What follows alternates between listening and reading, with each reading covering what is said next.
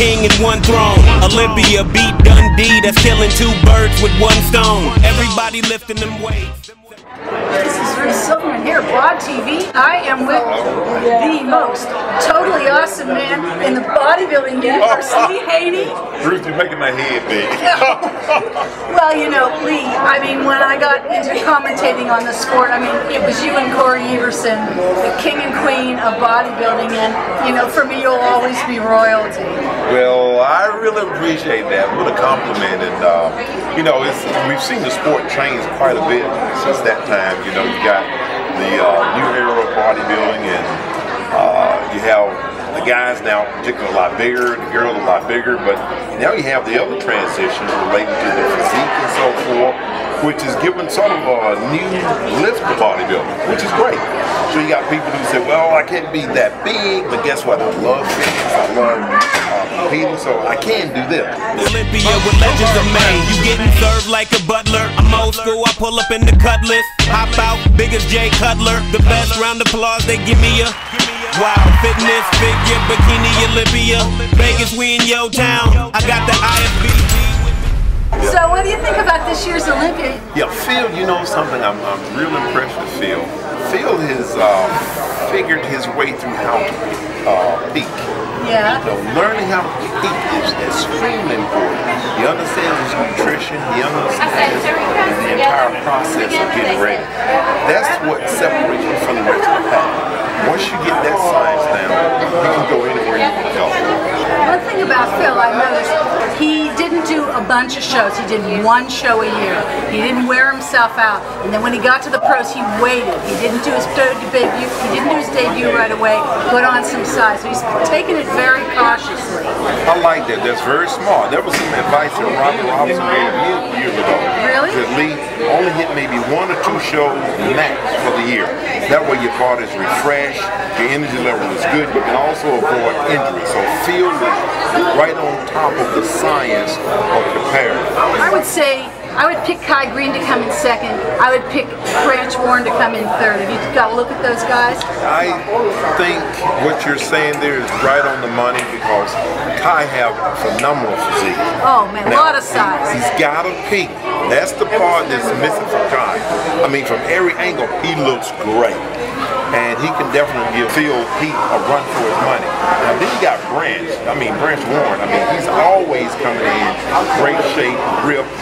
Branch leave no stone unturned. He's huge size. There's going to be a great battle there, you know, but that's what it's all about. Branch has gotten the handle on Pete. Yeah. And you once know, again, you're saying that. You got to peak. Kai's still struggling. You know, but once you get it down, when he hit a lat spread, double biceps from the back, side chest from the side, nobody's better than Kai. He's no shot.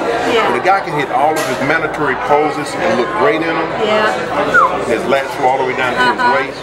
That's incredible. Now my pick for fourth is a guy who's been fourth before. It's Dennis Wolf. I mean, a lot of people see him winning. I just recently saw a shot of him on Facebook that, wow, I mean, he's ready now, it seems like. But the talent is so thick there. It is. You know, Dennis looked great. You know, there was a big controversy concerning him and Branch. Really? You know, and who should have won, so-and-so with the Arnold's Classic. I was there, I saw both of them, and it could have went either way. Dennis, he peaks. He knows his stuff. Yeah. So, I mean, give or take, it could have went either way there. Right. I think the thing that comes with Branch a little different than Dennis is that his it's all in the eye of the beholder. Like I said, it could go either way with those guys, you know, because both of them are incredible athletes. They know how to peak. And I think a little bit is Branch is a little bit thicker in his lower body than Dennis. That's what makes it a little bit different. You got a little bit more height. You gotta have that lower body balance. If not, then a guy that does have it can edge you out. Well, talking about balance, I mean, the next guy on my list would be Dexter Jackson. He's been Mr. Olympia. He's been around a while. Starting to slip a little in the placings, but I would still figure him for a top 5 or 6 placing. Dexter looked beautiful. I thought his condition I wasn't too crazy about what I saw, you know.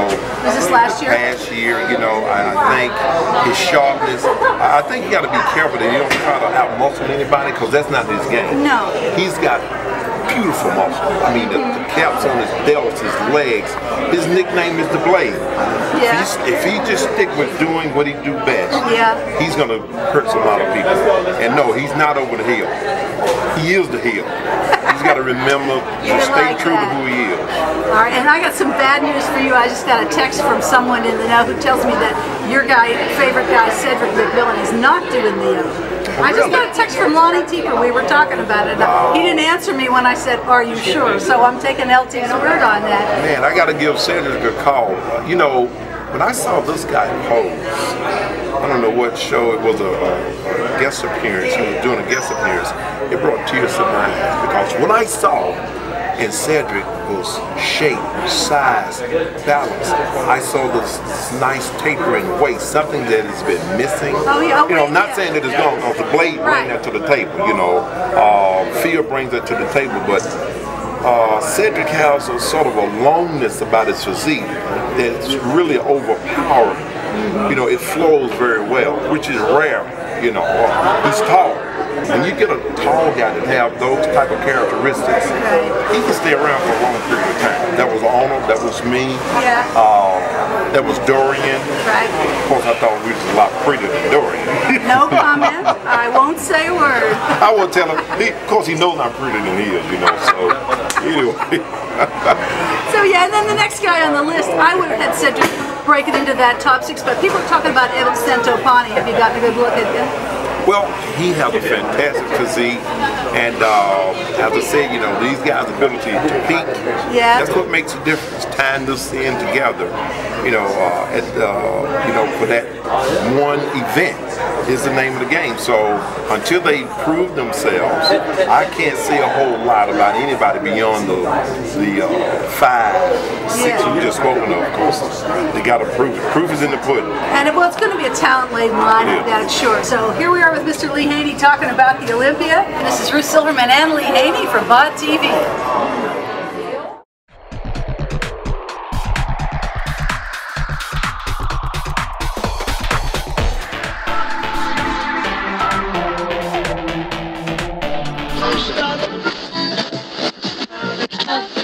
Olympia boom like TNT. Let's pay some bills. This brought to you by GNC. Got swag by the leader.